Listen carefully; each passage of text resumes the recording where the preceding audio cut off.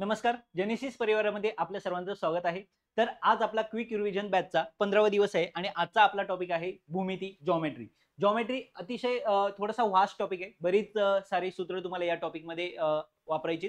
त्यामुळं या टॉपिकमध्ये जेवढी काही सूत्र येणार आहे ती सगळी पाठ करा. ही जी सूत्र आहेत ही सगळी 8वीच्या बेस पर्यंत तुम्हाला आहेत. 8वीच्या पुस्तकामध्ये तुम्हाला ह्या टॉपिकची सगळी सूत्र सापडतील. छोटी छोटी छोटी सूत्र आहेत, सगळीच्या सगळी काय करा, पाठ करा. ठीक आहे. तर आपण टॉपिकला सुरुवात करतोय. आपण या ठिकाणी तुम्हाला एकदम सगळी सूत्र सांगत नाहीये, तर जशा पद्धतीने तुम्हाला प्रश्न विचारला जाईल त्या पद्धतीने आपण इथं तो काय करणार आहे, सॉल्व्ह करणार आहे. आणि आता हा टॉपिक महत्वाचा सुद्धा आहे. का महत्वाचा काय, तर या टॉपिकवर आता जो 2 फेब्रुवारीला पेपर झाला या वर्षी, तर त्या पेपरला सुद्धा तुम्हाला या टॉपिकवर प्रश्न विचारला गेलेला पाहायला भेटेल. सगळे आता या ठिकाणी आपण 2023 चा प्रश्न घेतोय, सुरुवात 2023 पासून करतोय, पण 24 ला सुद्धा या टॉपिकवर प्रश्न विचारला गेलेला आहे. म्हणजे तो टॉपिक, तो प्रश्न आहे, आपण तो फक्त सगळ्यात शेवटी घेणार आहे. कशासाठी, तर एवढे 2023 पासून तर 13 पर्यंतचे जर क्वेश्चन आपण सॉल्व्ह केले तर मला 24 चा प्रश्न सॉल्व्ह करता येतोय का हे तुमच्या लक्षात येईल. आणि ते लक्षात यावं म्हणून तर खरं तर तो आपण सगळ्यात शेवटी घेणार आहोत. ठीक आहे. तर सुरुवात करतोय आपण आपल्या पहिल्या प्रश्नाला. काय येतो का, वर्तुळाचे क्षेत्रफळ, वर्तुळाचे क्षेत्रफळ जर क्ष चौरस सेमी असेल आणि त्याच वर्तुळाचा परिघ परिघ क्ष सेमी असेल तर खालीलपैकी कोणती वर्तुळाची त्रिज्या होईल. वर्तुळाचे क्षेत्रफळ किती दिलंय, क्ष चौरस सेमी. आता वर्तुळाचं क्षेत्रफळ काय सांगतोय मी तुम्हाला, वर्तुळाचं क्षेत्रफळ. आता वर्तुळाचं क्षेत्रफळ म्हणजे काय, हे वर्तुळ आहे. वर्तुळाच्या क्षेत्रफळाचं सूत्र काय, पाय आर वर्ग. आणि पाय आर वर्ग याचं उत्तर काय दिले त्यांनी, क्षय. ठीक आहे. त्यानंतर वर्तुळाचा परिघ. आता परिघ जर म्हटलं तर वर्तुळाचा परिघ म्हणजे काय, समजा या वर्तुळाला मी या ठिकाणी काय केलं, कट केलं आणि ती पूर्ण वर्तुळ, ती जी कडा आहे ती सरळ केली, तर त्याची जी लांबी असते आपण त्याला काय म्हणतो, परिघ म्हणतो. मग त्या परिघाचं सूत्र काय आहे, परिघाचं सूत्र आहे 2 पाय आर. आणि याचं उत्तर पण काय दिले त्यांनी, क्ष दिले. ओके. तर त्यांचं असं म्हणणं आहे, तर खालीलपैकी कोणती त्या वर्तुळाची त्रिज्या होईल. म्हणजे याचा अर्थ काय झाला, तर याचा अर्थ असा झाला का पाय आर वर्ग इक्वल 2 पाय आर, हे दोन्ही काय आहेत, सेम आहेत. म्हणजे या ठिकाणी काय झालं, पायला पाय काय झाला, कट झाला. जर तुम्ही इथं पाहिलं तर आरला पण आपण जर इकडे पाठवलं तर इकडे आर वर्ग आहे, हा आर भागिले आला, तिकडे 2 राहिले, आरला आर एक कट झाला, एकच आर शिल्लक राहिलं, तिथं 2 राहिले. म्हणजे त्रिज्या जी आहे ती 2 सेंटीमीटर आहे. या ठिकाणी ते तुमच्या लक्षात आलेलं असेल. तर इथं तुम्हाला फक्त काय माहिती असणं गरजेचं होतं, इथं तुम्हाला 2 सूत्र माहिती असणं गरजेचं होतं. म्हणजे या प्रश्नामध्ये तुम्ही 2 सूत्र शिकलात, वर्तुळाचं क्षेत्रफळ पाय आर वर्ग आणि वर्तुळाचा परिघ 2 पाय आर. ठीक आहे. आता पहा 2023 कंबाईनचा परत दुसरा प्रश्न आहे. पहा, एका वर्तुळाचे क्षेत्रफळ हे 3 सेंटीमीटर, 4 सेंटीमीटर आणि 12 सेंटीमीटर त्रिज्या असणाऱ्या 3 वर्तुळांच्या क्षेत्रफळाच्या बेरजे एवढे असेल तर त्या वर्तुळाची त्रिज्या किती.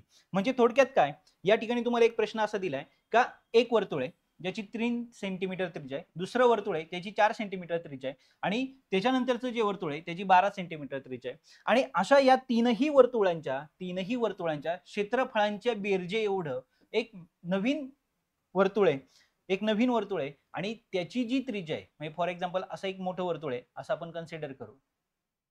ओके. हे वर्तुळ सुद्धा त्याच्या आतमध्ये आणि ह्या तिघांचे एरिया हा काय आहे, त्या तिसऱ्या मोठ्या एवढ्या वर्तुळा एवढा असेल तर त्या ते जे मोठं वर्तुळ आहे त्याची त्रिज्या आपल्याला काय करायची, काढायची. मग आता आपण सगळ्या सुरुवातीला आपण काय करून घेऊया, आपण सगळ्या सुरुवातीला तिघांची ही काय करूया,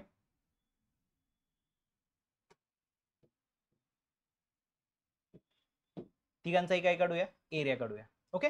आता तिघांचा जर मला एरिया काढायचा असेल तर तिघांच्या एरियाची मला काय करावी लागणार आहे, बेरीज करावी लागणार आहे. काय करावी लागणार आहे, मला बेरीज करावी लागणार आहे. बरोबर आहे. ठीक आहे. प्रश्न तुमच्या लक्षात आलेला आहे. मग आता जे पहिलं वर्तुळ आहे त्याची वर्तुळाच्या क्षेत्रफळाचं सूत्र काय, पाय आर वर्ग. वर्तुळाचं हे क्षेत्रफळ आहे. आता मोठं जे वर्तुळ आहे, मोठ्या वर्तुळाची क्षेत्रफळ, मोठ्या वर्तुळाचे क्षेत्रफळ हे किती होणार आहे, पहिलं वर्तुळ पाय आर वर्ग अधिक पाय आर वर्ग अधिक पाय आर वर्ग. इथं जर पाहिलं तर तिघांमधनं पाय काय काढला मी, कॉमन काढला.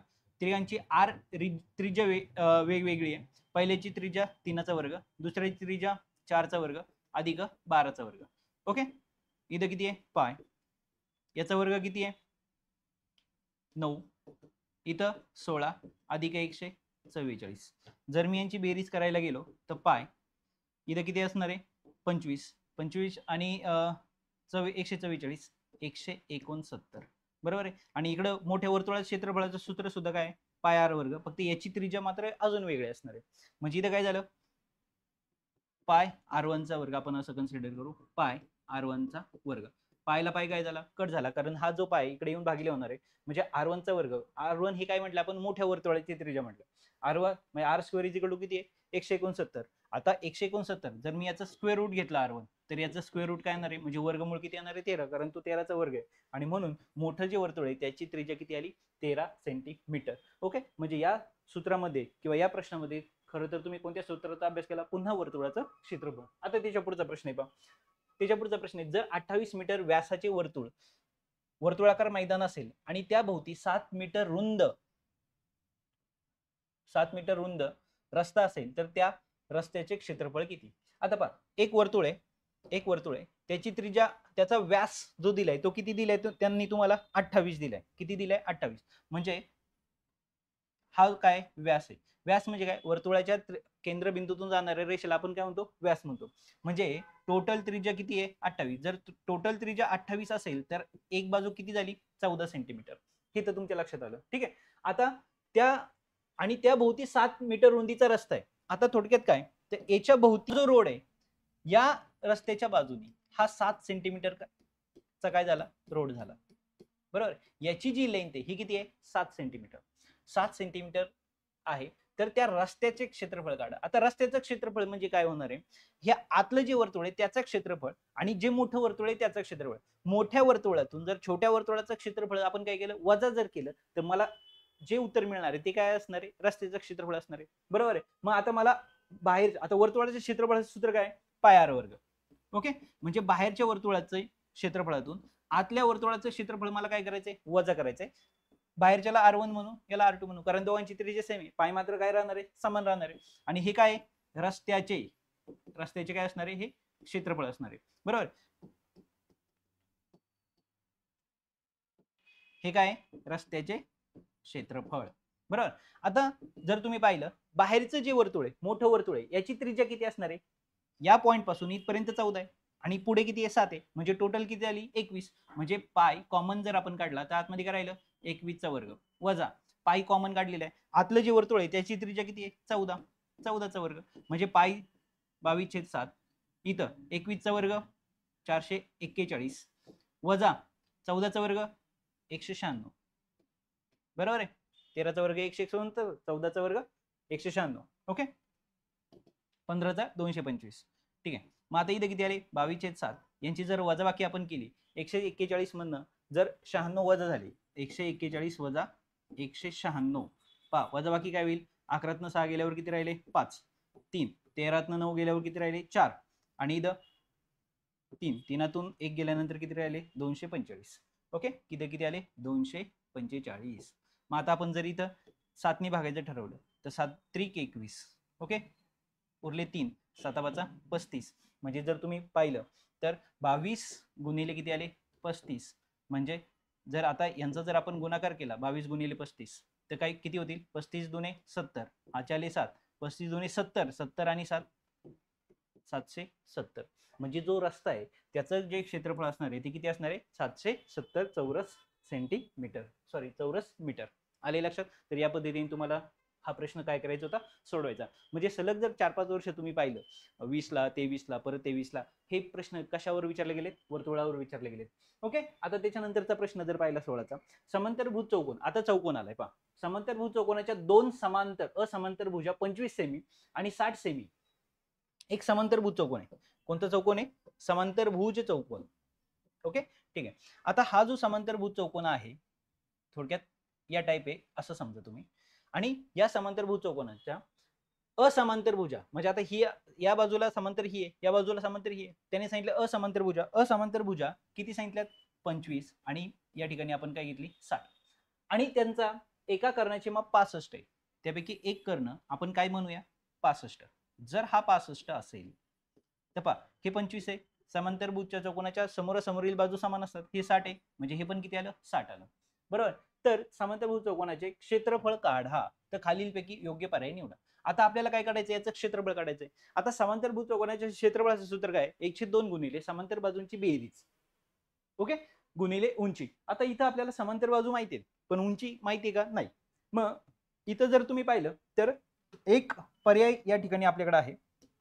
तो पर्याय कोणता आहे, जर मला ह्या त्रिकोणाचं क्षेत्रफळ काढता आलं तर त्या त्रिकोणाच्या क्षेत्रफळाला मी फक्त 2 ने गुणणार आहे. मग त्रिकोणाच्या क्षेत्रफळाला जर मी 2 ने गुणलं तर मला पूर्ण चौकोनाचं मिळणार आहे. म्हणजे आता माझं पहिलं टार्गेट काय, त्रिकोणाचं क्षेत्रफळ. त्रिकोणाचं क्षेत्रफळ काढताना परत सूत्र आहे कोणते, 1/2 गुणिले पाया गुणिले उंची.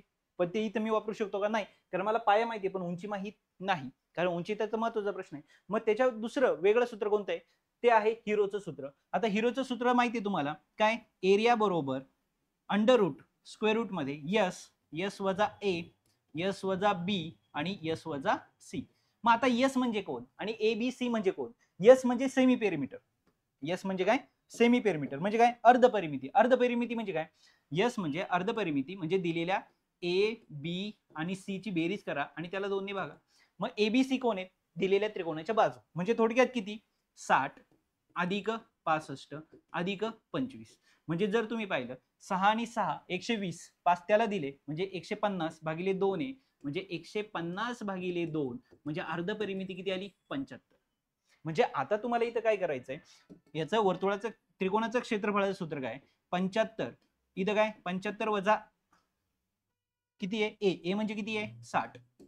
त्यानंतर 75 वजा बी म्हणजे किती आहे, 65. आणि त्यानंतर आहे 75 वजा सी म्हणजे किती आहे, 25. म्हणजे इथं काय झालं, वर्गमुळात जर तुम्ही पाहिलं तर इथं किती आहे, 75 गुणिले 60 गेले किती राहिले, 15 गुणिले 65 गेले म्हणजे किती राहिले, 10 गुणिले 25 गेले, ओके, म्हणजे इथं किती राहिले, 50. मग आता वर्गमुळामध्ये आपण यांचा सगळ्यांचा काय करूया, गुणाकार करूया. जर यांचा आपण गुणाकार केला तर इथं पहा, इथं किती आले, ह्या तिघांचा जर आपण सुरुवातीला गुणाकार केला 75 तसेच ठेवले तर ह्या दोनचा एक पहा 15 पण तसेच ठेवले, ह्या दोनचा काय होईल, 2 शून्य ठेवून घेतले, गुणिले किती आले, 5 1 5 म्हणजे किती आले, 500. आता जर 500 आणि 15चा गुणाकार करायचं ठरलं तर पहा काय, वर्गमुळामध्ये इथं किती आहेत, 75 गुणिले, जर आता ते 2 शून्य ठेवून घेतले, ओके, आणि 15 किती आहे, 75, किती आहे, 75, ओके. म्हणजे आता जर तुम्ही पाहिलं तर आतमध्ये काय झाले, आतमध्ये जर पाहिलं हे 2 शून्य आणि हे सगळं कशात आहे, वर्गमुळामध्ये. इथं कोणतं, पहा ह्या 2 शून्यांपैकी आपण आता हे वर्गमुळाच्या आतमध्ये जर बाहेर घ्यायचं ठरलं तर किती येणार आहेत, 75. 2 75 पैकी 1 75 बाहेर घेतला, 2 शून्यापैकी 1 शून्य बाहेर घेतला, झालं, आले ते वर्गमुळाच्या बाहेर, बरोबर आहे. हे किती आले, 750. मग माझं उत्तर 750 आहे का, 100% नाही. का, कारण हे फक्त माझं एका बाजूचं आलेलं क्षेत्रफळ आहे, मला पूर्ण चौकोनाचं काढायचंय. म्हणजे हे जे 750 मला मिळालेले आहेत हे कसे काढले कळलं का तुम्हाला, वर्गमुळामध्ये जर 100 असतील तर बाहेर लिहिताना आपण काय लिहितो, 10. याचा अर्थ काय होतो, वर्गमुळात 100 म्हणजे काय, 10 गुणिले 10 असतात, त्या 2 10 पैकी एक 10 आपण बाहेर घेतो. तसं इथं 75 गुणिले 75 म्हणून आपण एक 75 बाहेर घेतला आणि वर्ग अजून 2 शून्य, त्या 2 शून्यापैकी 1 शून्य आपण बाहेर घेतलं. लक्षात आलं, म्हणजे 2 समान संख्यापैकी एक आपण समान संख्या काय घेतो, बाहेर घेत असतो, म्हणून इथे 750 आले. आणि याला जर मी 2 ने गुणलं तर माझा पूर्ण चौकोनाचा एरिया झाला, ओके. म्हणजे 750 म्हणजे किती आले, टोटल 1500. म्हणजे माझा जो पर्याय आहे या ठिकाणी पर्याय काय, 2 आहे. 750 जरी ऑप्शन दिला असला तरी तो तुम्हाला लिहायचा घ्यायचा नाही, लक्षात ठेवा, ओके, ठीक आहे. तर या पद्धतीने हा प्रश्न होता. त्याच्या पुढचा प्रश्न आहे, आता पहा काय दिलाय, एक तार वळवून तिला चौरस आकार दिला. एक तार आहे, ओके, ही तार आहे फॉर एक्झाम्पल, तिला वळून आपण किती आकार दिला, चौरस. आता तुम्ही पहा, ही जर तार आहे या पॉइंट पासून या पॉइंट पर्यंत आणि तिला वळून जर आपण चौरस आकारात दिला आणि त्याचं क्षेत्रफळ हे 484, बरोबर. आता चौरस म्हणजे काय, चारी बाजू काय असतात त्याच्या समान असतात. मग चौरसाचं क्षेत्रफळ काय, चौरसाचे क्षेत्रफळ किती आहे, चौरसाचे क्षेत्रफळ बाजूचा वर्ग, काय, बाजूचा वर्ग. मग हे तर दिले त्यांनी किती, 484, बरोबर, 484 बरोबर किती, बाजूचा वर्ग. म्हणजे 484 कोणाचा वर्ग आहे, 22चा. म्हणजे बाजू किती मिळाली तुम्हाला, चौरसाची बाजू किती आहे, 22. हे लक्षात ठेवा, ओके. बंदिस्त करते, त्याच तारेला वर्तुळ आकार दिल्यास ती किती बंदिस्त जागा करेल. आता पहा त्या तारेला ही तार आता कशात होती, वर्तुळामध्ये होती, आता सॉरी चौरसामध्ये होते, आता तिचं काय बनवायचं तुम्हाला, वर्तुळ बनवायचं. आता त्यांचं म्हणणं आहे का हे जे वर्तुळ तुम्ही बनवले ना त्या वर्तुळाचं क्षेत्रफळ काढा. आता वर्तुळाचं क्षेत्रफळ जर मला काढायचं असेल तर मला लागणारे पाय आर वर्ग, हे काय माझ्या वर्तुळाचं क्षेत्रफळ. पायची किंमत मला माहिती आहे 22/7, बरोबर आहे, पण मला कोण माहित नाही त्या वर्तुळाची त्रिज्या.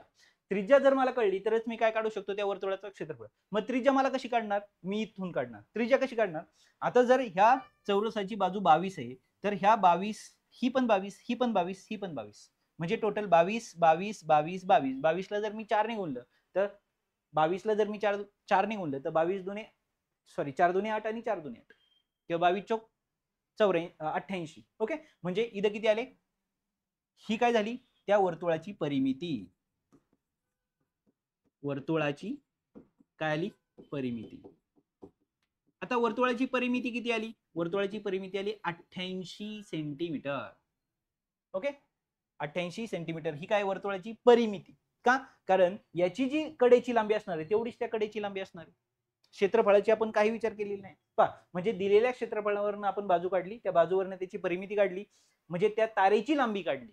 आता त्याच तारेपासून वर्तुळ बनले, म्हणजे त्या तारेची जेवढी लांबी आहे, ह्या चौरसाची जेवढी परिमिती आहे तेवढीच त्याचा काय असणार आहे, परिघ असणार आहे. मग परिघाचं जे सूत्र आहे ते काय, 2 पाय आर, आणि ते किती आहे 88, बरोबर आहे. मग आता मी काय करेल, पायची व्हॅल्यू तशीच ठेवेल, बरोबर आहे, किंवा पायची जर व्हॅल्यू मला त्रिज्या काढायची आहे, म्हणजे इथं मी काय करेल, 2 2 तिकडे काय पाठवले मी, भागिले म्हणून पाठवले, मला त्रिज्या काढायची आहे.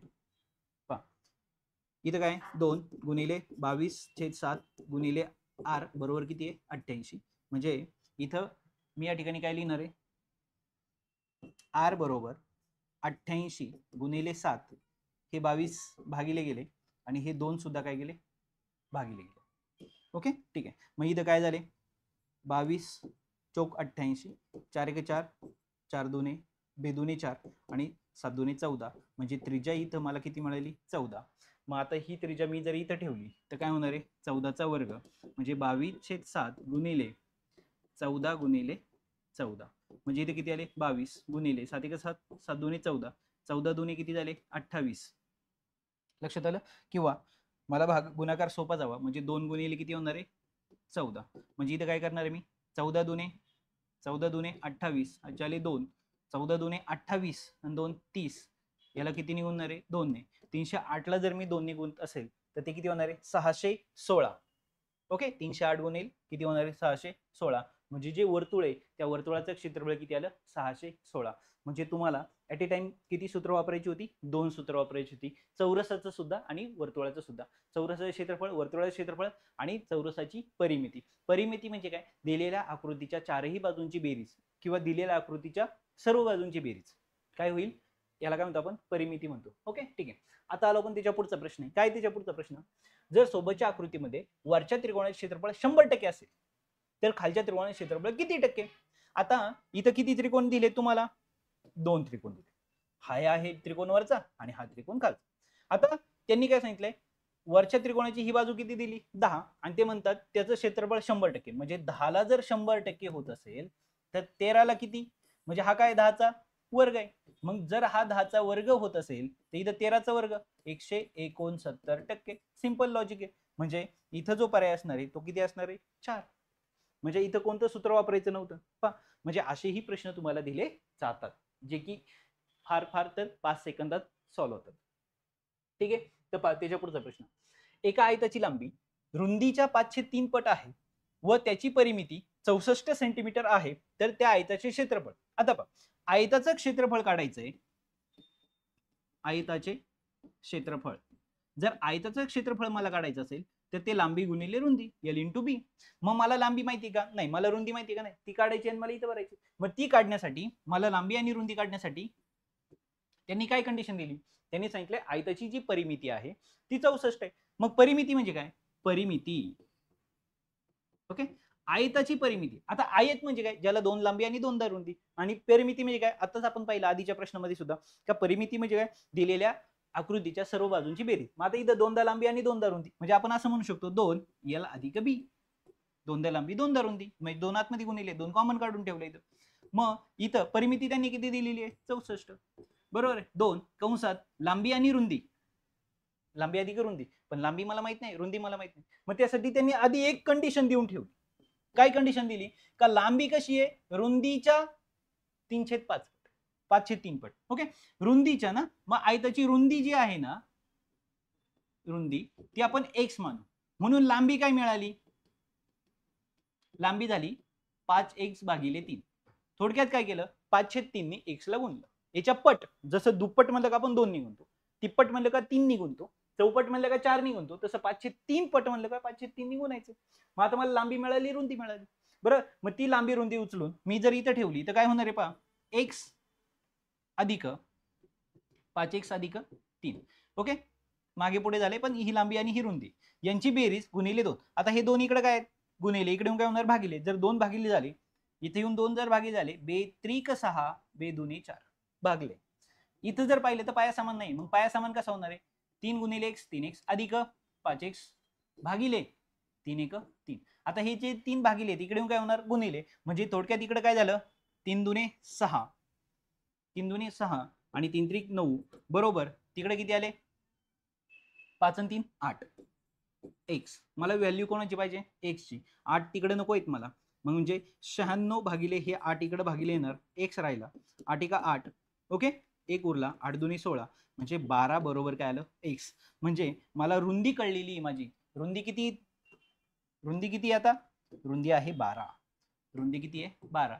आणि या 12ला काय करणार मी? 5 गुणिले 12 भागिले किती करणार आहे? 3. 3 1 3, 3 चौक 12 म्हणजे 5 चौक किती आले? 20 बरोबर आहे. म्हणजे माझी लांबी किती आहे? 20. मग आता मला लांबी आणि रुंदी मिळालेली आहे. लांबी 20, रुंदी 14, सॉरी 12, म्हणजे हा शून्य ठेवून घेतला, 12 दुने किती आले? 24. म्हणजे उत्तर किती आलं? 240.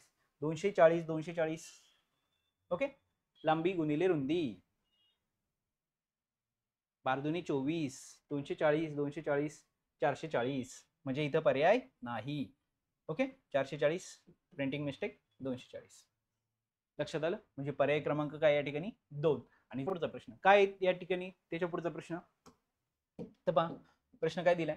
एका चौरसाची बाजू 10 आणि दुसऱ्या चौरसाचा कर्ण 10 सेमी असेल तर दोन चौरसाच्या क्षेत्रफळांमध्ये किती सेमीचा फरक पडेल?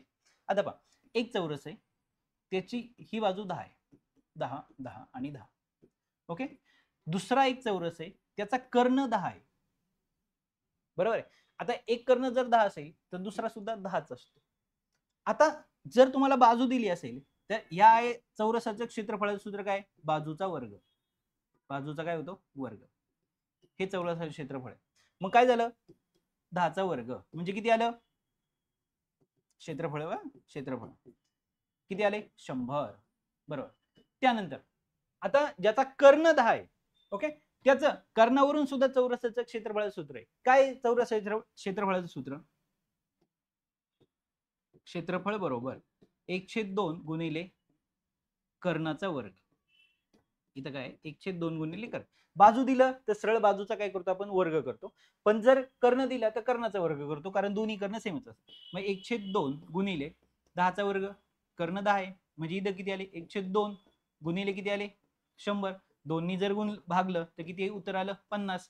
म्हणजे एकाचा एरिया 10 बाजू असणाऱ्या चौरसाचं एरिया किती आहे? 100. आणि 10 लांबीचा 10 सेंटीमीटरचा काय असला? कर्ण असला तर त्याचा एरिया किती आलाय? क्षेत्रफळ किती आलंय? 50. म्हणजे जर दोघांमध्ये फरक जर पाहिला, त्यांनी विचारले फरक कितीचा पडेल, तर फरक कितीचा पडणार आहे? 50 सेंटीमीटरचा, चौसेमीचा. आलं लक्षात?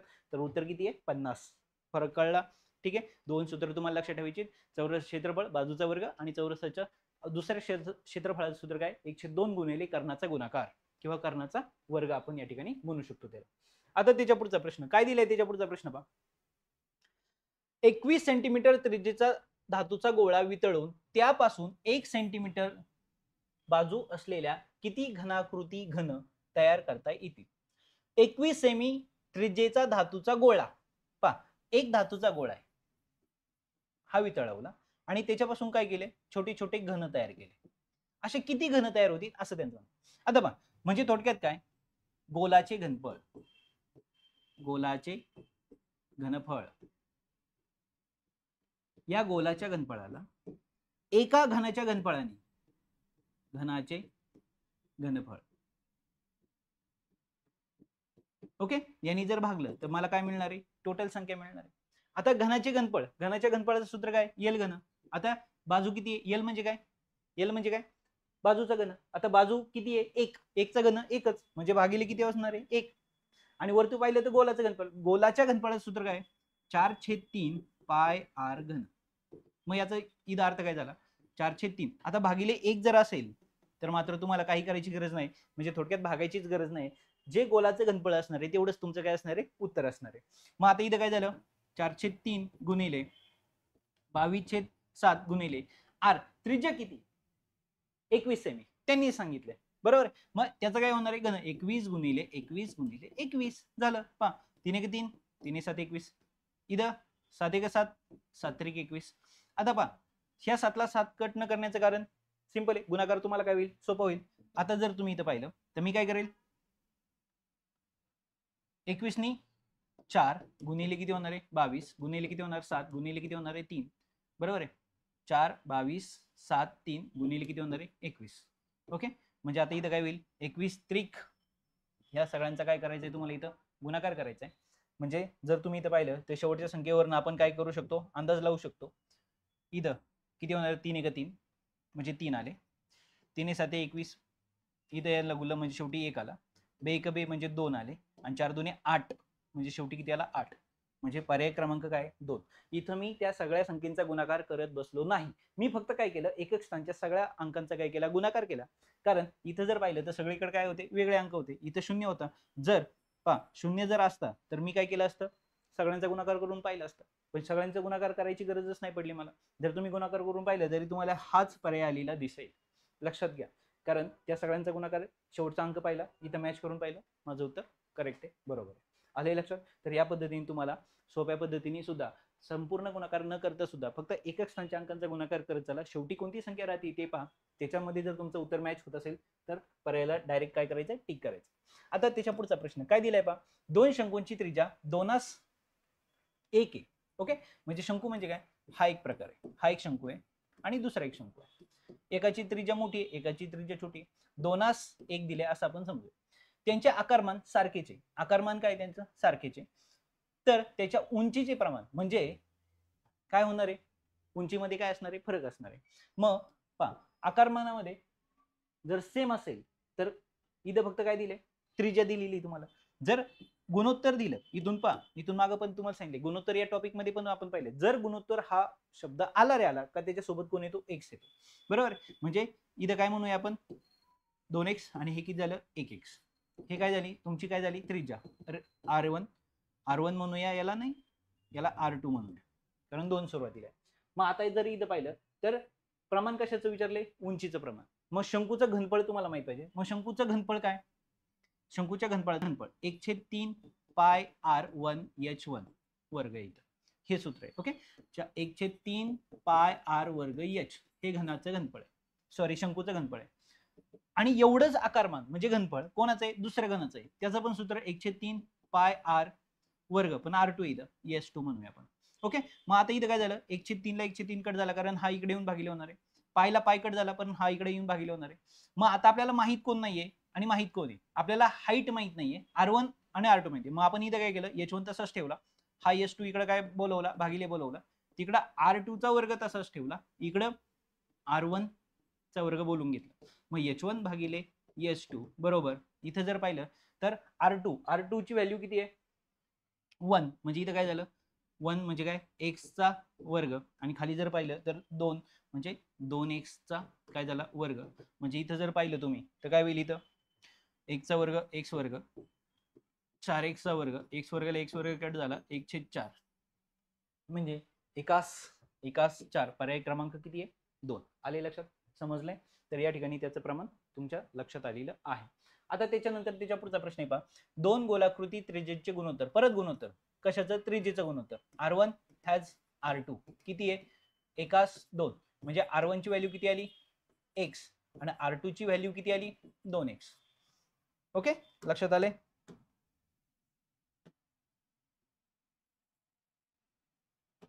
काय दिलं होतं? एकास 2, R1 R2. मग सामायिक संख्या x म्हणल्यामुळं R1 काय मिळाला, x मिळाला आणि R2 किती मिळाला, 2x मिळाला.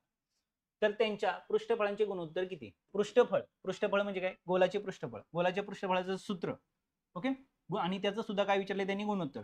मग आता जो पहिला गोळा आहे, गोलाचे पृष्ठफळ 4πr वर्ग, 4πr वर्ग. दुसरा गोळा आहे त्याचं 4πr वर्ग. पा वेगळा कोण आहे, R1, आणि इथं काय लिहिलं आपण, R2 लिहिला. आणि याचं काय विचारले त्यांनी, गुणोत्तर. ओके, आता इथं 4 पायला 4 पाय परत काय झाले, कॅन्सल. R1 चा स्क्वेअर म्हणजे काय, 1 चा वर्ग. R2 चा स्क्वेअर म्हणजे 2x चा वर्ग. ओके, x चा काय झाला, वर्ग. खाली किती आले, 4x चा काय झाला, वर्ग. ओके, x वर्ग कॅन्सल, 1/4. म्हणजे याचं उत्तर सुद्धा किती आहे, 1/4. पर्याय क्रमांक 2. म्हणजे सेम लेवलचे प्रश्न विचारले जातात. फक्त काय होतं, प्रश्नाचा पॅटर्न बदलला जातो, मात्र प्रश्न मात्र तोच आहे. ओके, ठीक आहे. आता त्याच्या पुढचा प्रश्न काय, एका वर्तुळाचा परिघ 88 चौरस मीटर आहे, तर त्या वर्तुळाचा व्यास किती मीटर असेल? आता व्यास जो आहे हा त्रिज्येच्या दुप्पट असतो, किंवा वर्तुळाचा परिघ. आता वर्तुळाचा परिघाचं सूत्र काय, काय लिहितोय मी या ठिकाणी, वर्तुळाचा परिघ. आता वर्तुळाचा परिघ 2πr, किंवा तुम्ही त्याला असं पण म्हणू शकता, काय, πd. का, कारण त्रिज्येला जर 2 ने गुणलं तर तुम्हाला काय मिळतो, व्यास मिळतो. आता पहा, हे काय वर्तुळ, ही काय वर्तुळाची त्रिज्या, आणि यालाच काय म्हणतो आपण, व्यास, जी वर्तुळाच्या त्रिज्येतून पास आउट होते, त्या सर्वात मोठ्या जीवेला आपण काय म्हणतो, व्यास म्हणतो. मग व्यास हा कसा असतो, त्रिज्येच्या दुप्पट असतो. मग त्रिज्येला 2 ने गुणलं तर πd, हे सुद्धा आहे. आता इथं उत्तर किती आहे, परिघ किती दिले त्यांनी, 88. म्हणजे आता इथं पाय किती आहे, 22/7. म्हणजे इथं काय होणार आहे, 88 बरोबर पायची किंमत 22/7 गुणिले डी. इथं काय होणार आहे, 88 गुणिले 7, हे 22 काय झाले, भागिले झाले, बरोबर डी. 22 × 22, 22 चोक 88, 7 चोक 28, म्हणजे डी. म्हणजे डी म्हणजे काय, व्यास. डी किती आला, 28 मीटर आला. लक्षात आलं. तर तुम्हाला फक्त काय माहित पाहिजे, इथं वर्तुळ. म्हणजे आतापर्यंत जर तुम्ही पाहिलं तर सर्वात जास्त प्रश्न तुम्हाला कोणत्या टॉपिकवर आलेले पाहायला भेटतील, वर्तुळ. आणि वर्तुळाचं पण काय, क्षेत्रफळ. वर्तुळाचं क्षेत्रफळ तुम्हाला माहित पाहिजे, चौरस, वर्तुळ, आयत, याचं क्षेत्रफळ, याची परिमिती, म्हणजे थोडक्यात काय, परिघ. ओके, या पद्धतीने तुम्हाला या ठिकाणी काय विचारले गेलेले, प्रश्न विचारले गेलेले आहे. आता त्याच्या पुढचा प्रश्न आहे पहा, एका सुषम बहुभुजाकृती, सुषम म्हणजे काय, समान बाजू. ओके, किती आहेत त्या बाजू, 12 बाजू आहेत. ओके, तर तिचा प्रत्येक आंतरकोन किती असेल? आता पहा, कोणत्याही समान बाजू असणाऱ्या आकृतीचा बाह्य कोणाचं सूत्र पहा. काय सांगतोय मी तुम्हाला, बहुभुजाकृती, सुषम बहुभुजाकृती,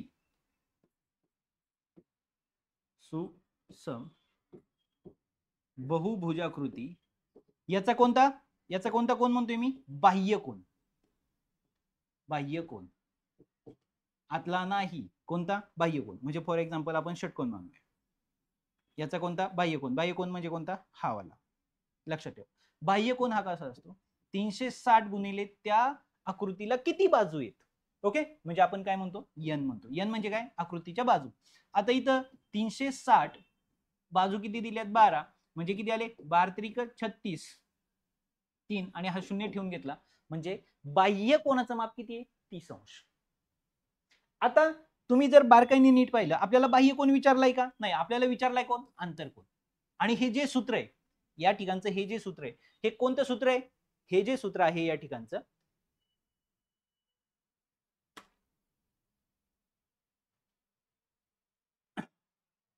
ठीक आहे. आणि या ठिकाणचं जे सूत्र आहे ते काय, बाह्य कोणाचं आहे. आपल्याला पाहिजे ना आंतरकोन. म्हणजे जर तुम्ही हा बाह्य कोन आहे आणि हा आंतरकोन आहे, तर ते एका सरळ रेषेवर आहेत, म्हणजे त्या दोघांची बेरीज किती असते, 180 अंश. म्हणजे आंतरकोन अधिक बाह्य कोन यांची बेरीज किती असते, 180 अंश. आता बाह्य कोन, आंतरकोन तुम्हाला माहित नाही, अधिक बाह्य कोन माहिती 30, बरोबर किती आहे, 180. हे तिकडे जाऊन वजा होणार आहे, म्हणजे किती आले, 150. म्हणजे आंतरकोन किती आला, 150. म्हणजे या ठिकाणी पर्याय क्रमांक 2. म्हणजे इथून पुढे लक्षात ठेवा, हे सूत्र लक्षात ठेवायचंय, कोणत्याही आकृतीच्या समान बाजू असणाऱ्या आकृतीच्या बाह्य कोनाचं माप हे नेहमी 360 भागिले त्या आकृतीला किती बाजू आहेत या अंकाने काय करायचे, 360 ला भागायचे, म्हणजे तुम्हाला काय भेटणार आहे, बाह्य कोन. आणि जर तुम्हाला आंतरकोन विचारला असेल तर ते 180 मधनं फक्त आलेलं मेजरमेंट काय करायचंय, वजा करायचंय. आले लक्षात, ठीक आहे. तर या पद्धतीने तो प्रश्न होता. त्याच्या पुढचा प्रश्न आहे पहा, मण्यांच्या साहाय्याने एक चौरस तयार करत असताना चारही बाजूंवर समान अंतरावर 9 मणी असले पाहिजेत, तर एकूण मणी किती लागतील? किती मणी पाहिजेत? 9 एका बाजूमध्ये. आणि अशा किती चौरस बनवायचा? 1 2 3 4 5 6 7 8 9. आता चौरस बनवायचा असल्यामुळे परत 1 2 3 4 5 3 4 5 6 झाले, 7 8 आणि 9. ओके, म्हणजे इथं पहा परत 2 झाले, 2 3 4 5 6 7 8 9. परत इकडनं 2 3 4 5 6 7 8 9. म्हणजे जर तुम्ही बारकाईने पाहिलं तर टोटल मनी जर तुम्ही मोजले तर ते मनी किती होणार आहेत? 4 कोपऱ्यावरचे 4 मोजू आपण, 1 2 3 आणि 4. किती आले हे? 4. अधिक इथं मध्ये किती आहेत पहा, 1 2 3 4 5 6 7. इथं किती आहेत? 7. इथं पण किती आहेत? 7. इथं किती आहेत? 7. ओके, हा पण घ्या. आणि इथं किती आहेत? 7. म्हणजे टोटल किती झाले? 4 अधिक 7 गुणिले 4. 7 चोक किती झाले? इथं 4 अधिक 7 चोक किती? 28. 28 आणि 4 32. म्हणजे पर्याय क्रमांक 4. लक्षात घ्या, एका चौरसावर किती मणी पाहिजे होते? 9 मणी पाहिजे होते. मग आपण सरळ 9 9 9 आणि 9. लक्षात आलं? 4 कोपऱ्यावरचे 4 झाले आणि मध्ये असणारे ते 7 7 7 7 7 चोक 28 आणि 4 कोपऱ्यावरचे 4 32. आलं लक्षात? ठीक आहे. आता त्याच्या पुढचा प्रश्न काय दिलाय? प्रश्न पहा, एका चौरसाची परिमिती 32 आहे. चौरसाची परिमिती जर 32 आहे तर त्याला 4 ने भागा. ओके, म्हणजे किती आले? 4 8 32. ओके, म्हणजे चौरसाची बाजू किती आहे? 8. का? आतापर्यंत तुमच्या लक्षात आलं पाहिजे, चौरसाला 4 बाजू असतात, ते समान असतात. परिमिती म्हणजे चारही बाजूंची बेरीज. बरोबर, म्हणजे एक बाजू काढायचं असेल तर दिलेल्या बेरजेला 4 ने भागायचे. ओके, असल्यास त्याच्या कर्णाची लांबी किती? आता एक नेहमी लक्षात ठेवा, चौरसाच्या बाजू जेवढी येईल त्याला फक्त वर्गमुळात 2 चिटकवायचा. काय सांगतोय तुम्हाला? चौरसाच्या बाजूला म्हणजे तुम्हाला सांगितलं एक चौरस आहे, या चौरसाची बाजू 10 आहे, तर कर्णाची लांबी 10 वर्गमुळात 2 होते, हे लक्षात ठेवा. दिलेल्या बाजूला फक्त वर्गमुळात 2 काय करायचा? चिटकवायचा आहे. मग बाजू किती दिलेली तुम्हाला? 8. मग त्या 8 ला फक्त काय चिटकवायचं आहे? वर्गमुळात 2. झालं उत्तर. लक्षात आलं या ठिकाणी? म्हणजे चौरसाचे बाजूचा कर्ण किती आला? 8 वर्गमुळात 2. ओके, ठीक आहे. त्याच्या पुढचा प्रश्न काय दिलाय पहा, एकाचे घनाचे घनफळ. घनाचे घनफळ काय? यल घन. ओके, घनाचं घनफळ किती आहे? यल घन. घन माहिती आहे तुम्हाला कशा कोणत्या आकाराचा असतो? ओके, या आकाराचा. तर घनाचे घनफळ यल घन आहे. मग याची जर बाजू काढायला गेलो, घनमूळ घ्यावं लागेल आपल्याला. घनमूळ किती आलं? 10, कारण 10चा घन झाला. म्हणजे घनाची ही काय झाली? बाजू झाली. म्हणजे त्या घनाची बाजू किती आहे? 10 सेंटीमीटर. हे कळलं पाहिजे ना आता, इथपर्यंत आला स्पीडने तुम्ही. ओके, तर त्या घनाच्या पृष्ठभागाचे क्षेत्रफळ किती? आता घनाच्या पृष्ठभागाचं यल घन आणि घनाचे पृष्ठभाग किती असतात? 6. आणि मग घनाचे पृष्ठफळाचं सूत्र काय? 6l वर्ग. म्हणजे किती आले? 6 गुणिले यल किती आहे? 10. 10चा वर्ग म्हणजे 6 गुणिले किती आले? 100. म्हणजे उत्तर किती आलं? 600. लक्षात आलं? म्हणजे पर्याय क्रमांक किती आहे? 1. हे पटापट आता तुम्हाला काय करता आलं पाहिजे? काढता आलं पाहिजे. ओके, आता त्याच्या पुढचा प्रश्न आहे. काय त्याच्या पुढचा प्रश्न?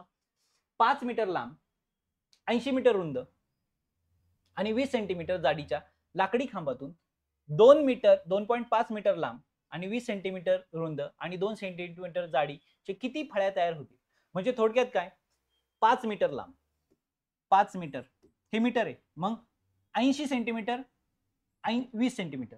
मग ह्या 5 ला आपण काय केलं? 100 ने गुणलं. आता हे कशात झालं? हे कशात कन्वर्ट झालं? सेंटीमीटर मध्ये. ओके, इथं किती आले? 80. इथं किती आले? 20. हे झालं मोठ्या लाकडाचं घनफळ. आता या मोठ्या लाकडाच्या घनफळाला काय करायचंय तुम्हाला? छोट्या फळीच्या घनफळाने काय करायचंय? भागायचंय. ते किती आहे? 2.5 गुणिले परत किती आले? 100, कारण हे कशात आहे? मीटर मध्ये, आपण ते सेंटीमीटर मध्ये लिहिलं. त्यानंतर 20 आणि त्यानंतर किती आहे? 2. झालं. म्हणजे मोठ्या घनफळाला छोट्या घनफळाने तुम्हाला काय करायचं होतं? भागायचं होतं. फक्त सगळं कशात घेऊन जायचं? सेंटीमीटर मध्ये.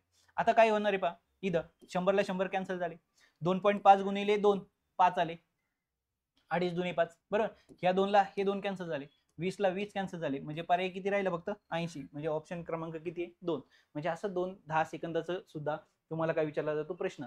फक्त इथं तुमच्या लक्षात आलं पाहिजे कोणत्या घनफळाने कोणत्या घनफळाला भागायचे. इथं लाकडापासून फळ्या तयार करायच्या होत्या, म्हणजे एक फार मोठं लाकूड असणार आहे आणि त्याच्यापासून कट करणार आहेत फळ्या तुम्ही.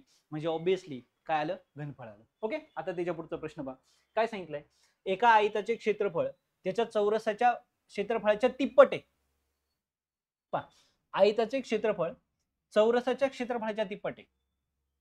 ओके, म्हणजे काय? गुणिले रुंदी एल इंटू बी. हे काय? तिप्पट. काय? बाजूचा वर्ग. ओके, ठीक आहे.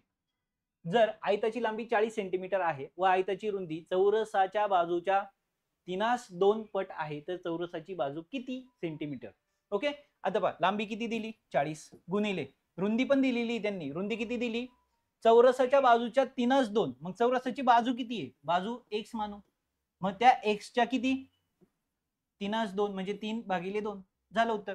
पहा, आणि याचा काय करायचंय तुम्हाला? इथं वर्ग करायचा आहे. म्हणजे इथं जर तुम्ही पाहिलं तर काय झालं? बेकबे इथं आले 20. 20 त्रिक 60x. बरोबर आहे. तिकडे 2x आहे.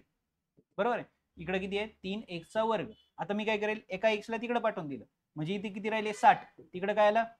3x. कारण एक x काय झाला? कॅन्सल झाला. मग 3 इकडे भागिले जर पाठवले तर 60 ला 3 काय होणार आहेत? भागिले तिकडे कोण राहिला? x.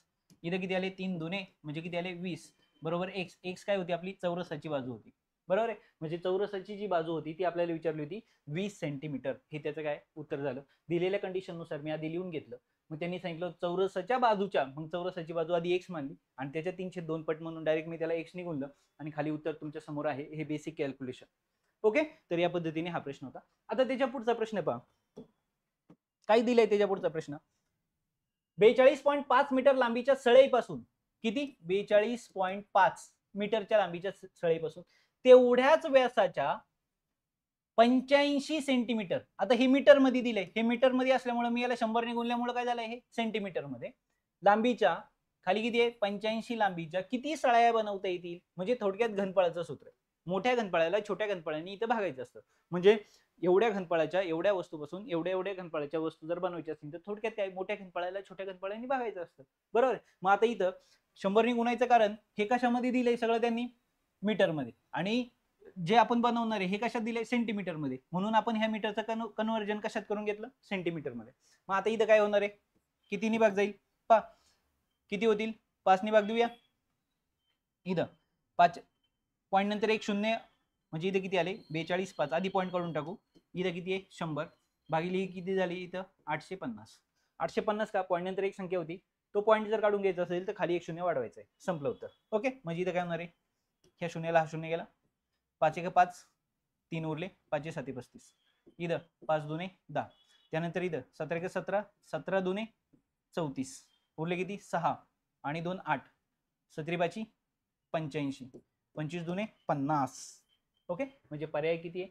50. पर्याय क्रमांक 4. उत्तर 50 आहे. पर्याय क्रमांक 4. तर या ठिकाणी तुम्हाला म्हणजे 2023 पासून तर 2013 पर्यंतचे आपण सर्व क्वेश्चन घेतलेले आहेत. आता हा टॉपिक पूर्ण कंप्लीट झालाय. सगळे PYQ आपले कंप्लीट झालेले आहेत. आता याच टॉपिकवर 2024 ला कोणता प्रश्न विचारला गेलाय? म्हणजे ह्या वर्षीच्या फेब्रुवारी महिन्यामध्ये जी एक्झाम झाली तर त्या एक्झाम मध्ये कोणता प्रश्न विचारला गेलाय तो आता आपण या ठिकाणी पाहणार आहे.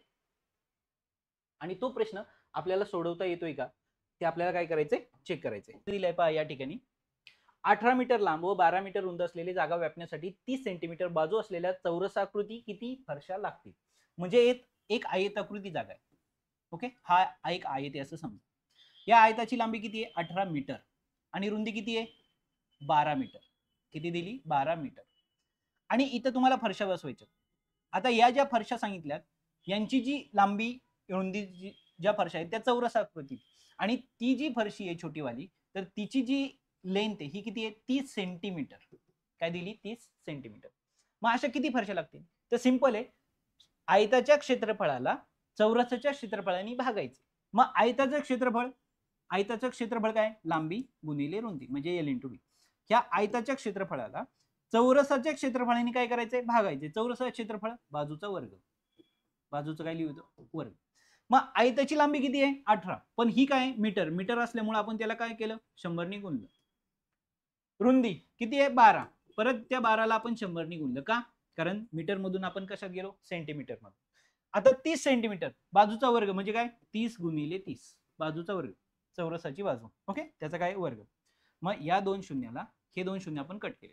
ओके, 3 1 3 3 चौक 12, परत हे राहिलेले 3, 3 एक 3, 3 सक 18, इथं 6 चौक 24, 24 गुणिले राहिलेले 100, म्हणजे किती होणार आहे 24 गुणिले 100, म्हणजेच किती फायनल उत्तर किती आलं 2400. म्हणजे पर्याय क्रमांक किती आहे 3, 2400 फरशा आपल्याला लागतील. म्हणजे इतका सिंपल क्वेश्चन तुम्हाला या पेपरला विचारला गेलेला होता. म्हणजे हा टॉपिक किती महत्त्वाचा आहे हे तुमच्या लक्षात आलेलं असेल. आणि 10 वर्षाचे प्रश्न आपण जर सोडवले तर आपल्याला 11व्या वर्षीचा प्रश्न सोडवता येतोय, ह्यावरनं तुमच्या लक्षात आलेलं आहे. म्हणजे PYQ किती इम्पॉर्टंट आहे हे तुमच्या लक्षात येईल. तर या पद्धतीने हा टॉपिक होता. हा टॉपिक आपला संपलेला आहे. तर बऱ्यापैकी आपला अंकगणित या ठिकाणी संपलेला आहे. आता आपण अंकगणित संपल्यानंतर राहिलेले टॉपिक कव्हर करून अंकगणित संपून आपण कशाला बुद्धिमत्तेला सुरुवात करणार आहोत. ठीक आहे. तर आतापर्यंत जसा अभ्यास केलाय तसंच कंटिन्यू ठेवा. पुढे पण त्याच पद्धतीने अभ्यास करा आणि इतर विषयांचाही तितक्याच चांगल्या पद्धतीने अभ्यास करा. ओके. तर उद्या भेटू नवीन टॉपिक घेऊन. तोपर्यंत bye bye, all the best, चांगला अभ्यास करा.